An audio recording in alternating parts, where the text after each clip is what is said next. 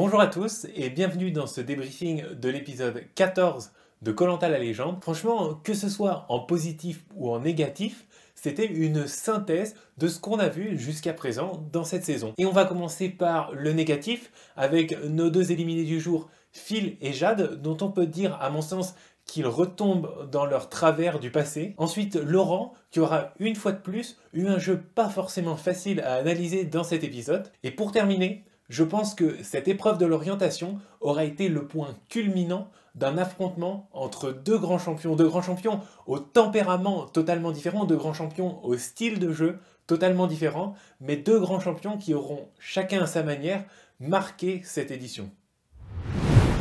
Pour commencer, les deux éliminés de cet épisode, Jade et Phil. Alors, si on regarde l'épreuve d'orientation de Jade, on se rend compte qu'elle a été quand même assez perdue et qu'elle a pu perdre aussi ses moyens, elle a pu perdre son sang-froid plusieurs fois au cours de cette épreuve. Elle était en difficulté tout du long, elle n'a jamais été vraiment dans le tempo et c'est vrai que cette tendance à se trouver découragée dans les moments difficiles, c'est quelque chose qu'on avait déjà pu observer plus tôt dans cette saison, en particulier au moment où elle avait été trahie par Alexandra et Alix, ce qui avait causé l'élimination de Namadia. Elle avait été très affectée et elle était complètement découragée, elle était à moitié en train de pleurer tout le temps. Là, c'est quelque chose qu'on a un peu retrouvé dans cette épreuve d'orientation. En ce qui me concerne, c'est une aventurière que j'apprécie beaucoup et ça m'avait pas fait très plaisir de la voir dans cet état d'esprit déjà en début d'aventure et c'est vrai que ça m'a pas non plus fait très plaisir de la voir de nouveau montrer tant de pessimisme alors qu'effectivement les choses n'allaient pas complètement dans son sens. Et puis cette épreuve d'orientation aura été une nouvelle occasion de nous montrer ce qu'on a constaté depuis le début de la saison, en fait, à savoir que les aventuriers, la plupart d'entre eux du moins, ont décidé de faire la place libre à Claude pour qu'il puisse aller jusqu'au poteau. Et là, ça s'est encore vu. Jade, lorsque Claude lui a annoncé qu'il avait trouvé la balise, donc trouver la balise, c'est sûr que vous êtes plus avancé, mais vous n'avez pas encore trouvé le poignard, Jade a décidé de changer de point repère, de chercher un autre poignard dans une autre zone. Donc à partir de ce moment-là, Claude, qui était déjà en avance sur Jade, avait la voie libre jusqu'au poteau. Alors bien sûr, tout peut se comprendre, sous l'effet du stress, sous l'effet de la pression, vous perdez votre lucidité. Évidemment, je pense pas que Jade ait volontairement abandonné un endroit pour donner à Claude le champ libre. Non, à ce stade de l'aventure, ce que vous faites, c'est que vous vous battez pour vous battez pour arriver au poteau. Mais il n'empêche, ça montre que même inconsciemment, ils ont tendance à s'écarter devant Claude et ça c'est un peu regrettable. C'est exactement pareil pour le fait d'être découragé et pessimiste. Bien sûr, l'épreuve est très difficile. Le fait de ne pas arriver à trouver le poignard, de galérer à trouver sa balise, ça c'est sûr, ça arrive, c'est super compliqué, même se planter complètement de direction. On a beau dire une boussole c'est simple à utiliser, vous regardez l'aiguille, vous allez dans la direction qui est indiquée par la couleur ou quoi que ce soit, ça reste difficile, vous pouvez faire n'importe quoi, terrassé par l'enjeu on va dire, mais le fait d'être découragé comme ça c'est quelque chose que j'ai beaucoup plus de mal à comprendre. On est dans koh, le retournement de situation il peut arriver à n'importe quel moment, donc à partir du moment où t'as pas entendu 3 coups de klaxon qui montrent que définitivement c'est raté, pour moi tu dois quand même rester dans un état d'esprit de vainqueur, de battant et essayer de créer la surprise même si tout semble être contre toi à ce moment-là. Phil maintenant. Alors Phil, il va s'en prendre plein la poire, clairement. Et pas pour sa performance. Une fois de plus, moi je suis hyper indulgent avec les aventuriers qui se foirent complètement à une épreuve. Alors évidemment, ça paraît quand même gros, se tromper de couleur entre un bleu cyan et un vert clair. Bon, c'est vrai que ce sont deux couleurs assez proches, mais quand même, fais attention, quoi. T'es à l'orientation dans koh, donc tu dois être concentré à mort. Bon. Mais une fois de plus, le stress, tout ça, on peut faire n'importe quoi. Je vais pas non plus le critiquer pour le fait qu'il ait trahi Hugo. C'est quelque chose qu'on a revu dans cet épisode, et c'est quelque chose qu'Hugo n'a pas oublié en fait. C'est quelqu'un de très calme, pourtant Hugo il est très compréhensif, mais pourtant il en veut à Phil de l'avoir éliminé. Donc vraiment il devait y avoir une alliance assez forte entre les deux, même si c'est pas quelque chose qu'on a bien vu. On l'avait vu il y a plusieurs épisodes et puis ça nous avait pas été remontré au moment où Hugo était revenu sur l'île principale. Phil était venu le voir et avait scellé à ce moment-là une alliance avec lui et d'autres garçons. Mais c'est vrai qu'on n'en avait plus trop reparlé. Il n'empêche qu'elle devait être assez forte pour que Hugo en veuille autant à Phil d'avoir voté contre lui. Mais ça passe, ça fait partie du jeu, il avait peut-être pas trop le choix, il a cru que c'était la meilleure décision, une trahison, ça arrive.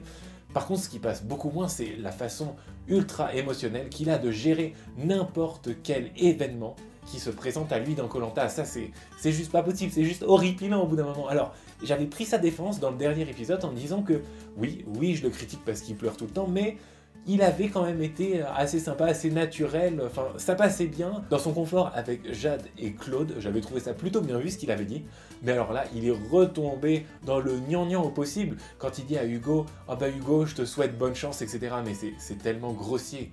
Au pire, enfin je sais pas, défends-toi, dis, bah voilà, je t'ai trahi parce que j'étais ambitieux, j'ai voulu aller au bout, moi je suis comme tout le monde, je vise la victoire, faut savoir que au bout d'un moment, koh c'est individuel, donc c'est chacun pour soi, et puis les trahisons ça fait partie du jeu, enfin voilà, explique-toi, défends-toi.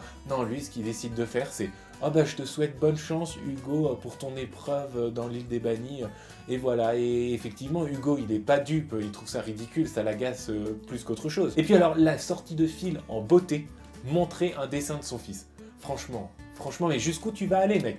Jusqu'où tu vas aller? Il n'y a pas de limite dans le gnangnan, j'étale mes sentiments, ma vie privée, etc. Franchement, ok, chaque candidat amène sa personnalité dans koh, mais là, faut quand même faire preuve d'un peu de pudeur, quoi. Un peu de pudeur, enfin, je sais pas. Après, c'est mon ressenti, voilà, c'est ma vidéo, donc j'exprime mon avis. Mais mec, t'as été éliminé, ton fils, tu vas le revoir dans 3 jours.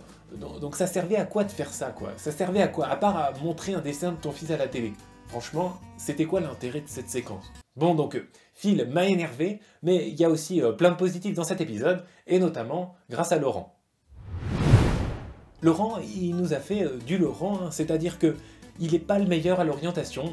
D'ailleurs, en 2011, alors j'ai pas osé le mentionner dans une vidéo parce que j'avais peur de mal me souvenir tellement ça me semblait gros, mais effectivement, ça a été remontré. Il avait compté ses pas à partir de la table d'orientation, donc ça veut dire qu'il avait complètement perdu sa lucidité vis-à-vis des règles, et une fois de plus, sous l'effet du stress, vous pouvez vous mettre à faire n'importe quoi, tout simplement, c'est normal, on le sait, et là, il a complètement pété un câble ce jour-là. Mais justement, c'est loin d'être un idiot, c'est vraiment loin d'être un idiot, d'une part parce que, alors ça n'a pas grande importance, mais c'est le seul qui s'est posé des questions concernant le premier message qu'ils ont reçu. Ils étaient tous là, oui c'est l'orientation, il n'y a pas de souci, on va à l'orientation. Puis il n'y a que Laurent qui dit mais quand même le message, alors je ne me rappelle plus du contenu du message, mais il dit ça évoque pas du tout l'orientation en fait. Il y a quelque chose, et il le retient en facecam, et il insiste, donc il est sûr de lui, et il avait raison, effectivement, c'était juste pour inviter les candidats à aller voir la dernière épreuve sur l'île des bannis. Ensuite, comme on pouvait plus ou moins s'y attendre suite au flashback de 2011 qui nous a été montré, il n'a pas été brillantissime à l'orientation, mais il a quand même su profiter de l'avance qu'il avait. Alors il a eu de la chance au départ, parce qu'il était tout seul sur son point repère. Il a eu du mal à trouver, hein, que ce soit la balise ou le poignard, ça n'a pas du tout été facile pour lui, mais à la fin, il a quand même réussi à profiter de l'avance qu'il avait, à profiter du coup de chance qu'il avait eu, et il a réussi à trouver le poignard avant tout le monde.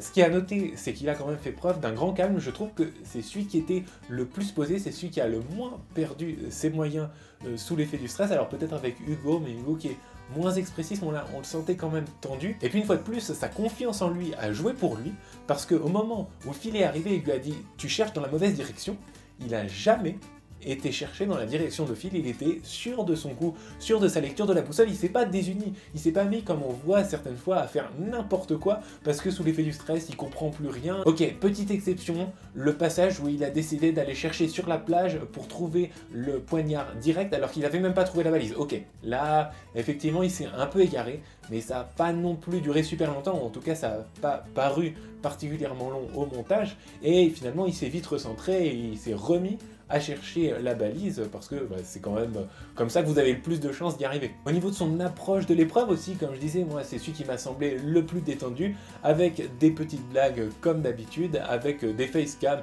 plutôt marrantes, des jeux de mots plus ou moins hasardeux. Ça fait qu'on voit pas forcément en lui un stratège particulièrement ambitieux, prêt à tout pour arriver à la victoire, mais il n'empêche que, justement, avec ses capacités sociales, il est redoutable, et s'il est là, c'est absolument pas dû au hasard. Et enfin, on va parler du duel entre les deux personnalités qui auront, à mon sens, le plus marqué cette saison des légendes, Hugo et Claude.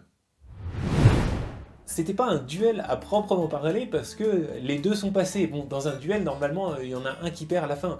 Là, en l'occurrence, ils étaient pas sur le même repère, et c'est vrai que ça aurait été grandiose qu'ils aient été sur le même repère et que à la fin il y en ait un qui élimine l'autre. Bon, ça c'est pas fait, ça aurait été trop beau au niveau du storytelling, mais il n'empêche qu'on a vu quand même qu'ils ont terminé l'orientation avec très peu d'écart. Il devait y avoir quelques minutes puisque les 2 coups de klaxon ont été donnés. En même temps, Claude a pas été 100% serein sur cette épreuve. Ça a beau être son épreuve de prédilection, il le sait lui-même qu'il peut la perdre et qu'on n'est jamais à l'abri d'une contre-performance. Alors il a été aidé par Jade qui a, comme je disais, quitté le spot au milieu. Mais il n'empêche, c'était pas une promenade de santé pour lui. Il avait quand même beaucoup de confiance, comme c'est son habitude. En particulier, on l'a vu parce qu'il a essayé d'aider Jade. Au début, il lui a indiqué la direction dans laquelle aller, et ça c'est quelque chose. Pour faire ça, il faut quand même être sacrément sûr de soi, parce que l'enjeu est quand même de taille. Mais là où je trouve que la différence entre Hugo et Claude est la plus frappante, c'est dans l'attitude après avoir terminé l'épreuve. Après avoir terminé l'épreuve, on voit que Claude est dégoûté. Claude est dégoûté parce qu'il voulait la gagner. Il voulait gagner. Pour lui, passer ne suffit pas. Il voulait une 23e ou 24e, ça y est, je m'en souviens plus, victoire à son actif. Donc il a vraiment une vision d'ensemble sur ces 4 Koh-Lanta. Il veut marquer définitivement Koh-Lanta et évidemment, la plus belle façon de marquer Koh-Lanta, c'est de gagner à son dernier Koh-Lanta. Ce serait vraiment, évidemment, la consécration. Ça serait le seul truc qui lui manque en fait. Il a déjà plein de victoires, tout le monde le respecte, tout le monde l'adore, tout le monde dit que c'est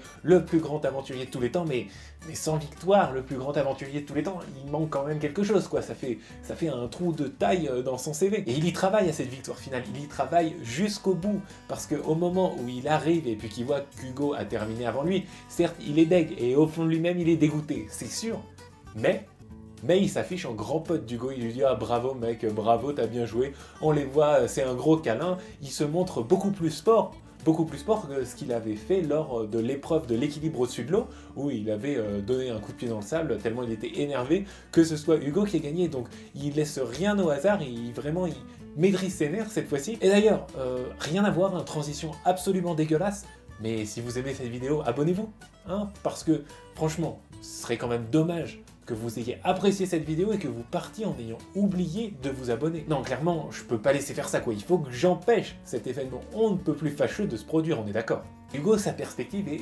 totalement différente. Hugo, il n'a pas couru jusqu'à Denis, il a dit c'est bon, je suis tiré d'affaire. Lui, ce qu'il veut, c'est être sauvé, lui, ce qu'il veut, c'est passer. Et en fait, c'est un peu aussi le résultat de son aventure au global. C'est-à-dire que Hugo, il a été dos au mur tout le temps. Tout le temps, lui, son objectif, c'était créer de l'exploit, être en difficulté, mais on va quand même le faire, on va quand même se sauver une fois de plus, il progresse petit à petit. Hugo pouvait pas se permettre de voir à long terme, en fait. Quand vous faites éliminer le premier jour, vous pensez pas à la victoire finale. Je pense que Hugo n'a jamais pensé une seule seconde qu'il pouvait gagner ce Koh-Lanta. Parce que quand on lui a dit ok, t'as eu une seconde chance, mais tu vas devoir passer dans l'arène un nombre de fois incalculable pour pouvoir arriver jusqu'à la réunification, voilà, il cherchait juste une épreuve après l'autre à progresser petit à petit. Et là, il cherchait pas à avoir une victoire de plus en fait. Il était sauvé, c'est bon. Pour lui, maintenant il pouvait profiter de la mer, profiter de la plage. Et donc, il a failli laisser la victoire à Claude à cause de ça. J'en aurais presque oublié de parler de sa nouvelle performance fabuleuse dans la dernière épreuve de l'île des Bannis, mais quelque part, c'est un non-événement en fait. Et puis, il a complètement écrasé la concurrence. Là, Sam et Alix, ils avaient rien à faire, quoi. Ils étaient complètement bloqués, j'ai l'impression, au début du parcours. Et puis Hugo, petit à petit, méthodiquement, sans perdre son calme, il progressait, il se trompait, il revenait en arrière, il arrivait à comprendre le labyrinthe. Enfin voilà, il nous a fait une Hugo, une fois de plus. Cet épisode, c'était vraiment la synthèse de ce Koh-Lanta. On pourrait aussi parler de la première fois qu'on voit la résidence du jury final, mais finalement, je trouve pas qu'il y ait eu énormément d'infos intéressantes, à part que Kumba a l'air complètement salé et que Alix nous a sorti que Hugo était revenu de parmi les phénix, et j'ai trouvé ça bien trouvé, quoi. C'est pas un phénix qui renaît de ses cendres, en fait c'est un phénix mort qui revient de parmi les phénix, quoi. Il est le niveau d'au-dessus du mec qui se sauve in extremis, et c'est tout à fait vrai, là pour le coup, on peut pas mieux dire. Le prochain épisode, c'est les poteaux. Les poteaux avec un choix cornélien pour le gagnant qui va devoir choisir lequel des deux perdants il emmène avec lui en finale.